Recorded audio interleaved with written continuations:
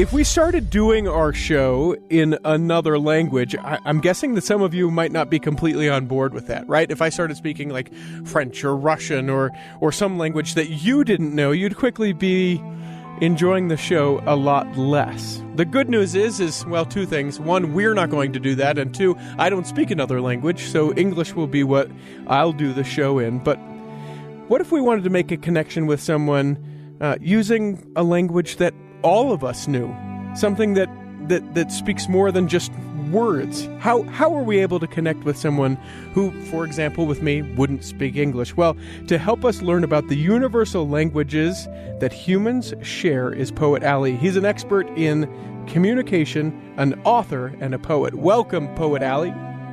Good morning. How you doing? I am doing pretty well this morning. How are you? I'm doing great. Thank you. So give me this idea, because I think in my heart of hearts, I want to feel like this is something that exists, right? Like love knows no boundaries, love knows no languages. Is that the claim that you're making?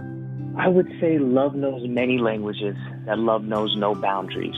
But I would believe that languages open up many things for us that we can't see and we can't really connect to unless we learn another way to listen and another way to communicate. And I don't always mean linguistics in terms of language.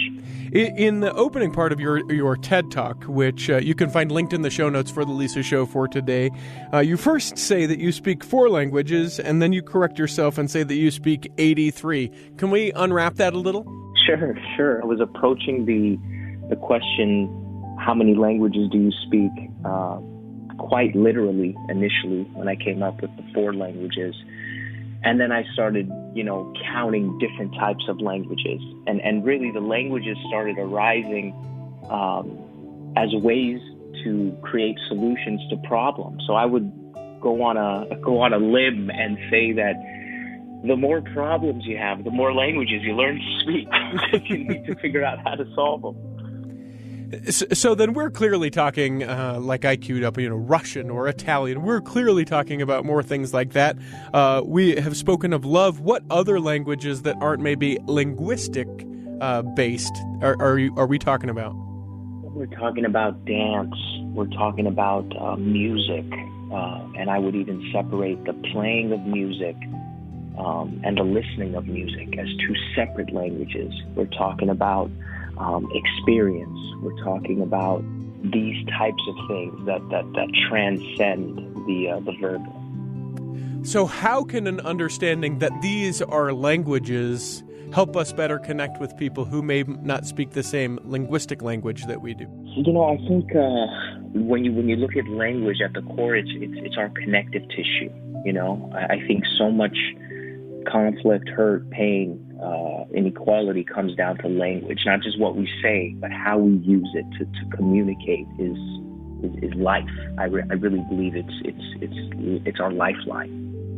So give me an idea then, for those that are hearing this and they're like, I have literally never considered this as a way to connect with other people, a way that you have connected using one of these non-verbal languages. Let's take laughter as an example. Laughter is a deep thing. We think of it just, as eliciting some type of joy. But you put it this way, think of how much we learn about a person just by what they find amusing or what they find funny or what they find comical. It's pretty telling. You sometimes get a glimpse into their experiences. Sometimes it can reveal their insecurities. Sometimes it reveals their joy, all without a word. And to me, that communicates as much information as any language. Give me an idea of a tangible experience that you have had with this. Anytime an audience member is moved to emotion by a particular moment or a particular thing that I've said, I instantly feel some type of connection. And I think what's happening there is our spirit our spirits are speaking the same language in that moment, unbeknownst to everyone else in the room who may have been listening, who may have heard what I've said. Through this connection with this other person and what I see in their eyes, what I feel from a reflection of what I've said, I instantly know. We've just spoken something that they've connected to, an experience.